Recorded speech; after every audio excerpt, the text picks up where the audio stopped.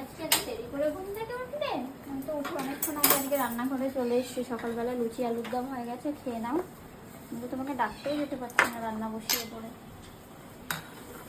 কি আর করবো বলো, আজকে সকালবেলায় অনলাইন ক্লাস নেই, তাই আমি ভাবলাম যে উঠে আজকে একটু একবারে ব্রেকফাস্টের টেবিলে যাব। আমি সকালবেলা থেকে কোনো কাজ আজকে করতে ইচ্ছা করছিল না, আর রাইমা তো ঘুমাচ্ছিল বলে আমি আরও উঠছিলাম না, রাইমার পাশে শুয়েছিলাম।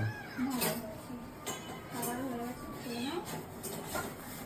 তাহলে কি কি করেছো আজকে ব্রেকফাস্টে? লুচি আর আলুর দম আর ডিম সেদ্ধ। লুচি আলুর দম? অনেক দিন হয়নি লুচি আর আলুর দম, বলো। হ্যাঁ। তাহলে কি বাবার খাবারটা দিয়ে এসে তারপরে খাবো না খেয়ে যাব?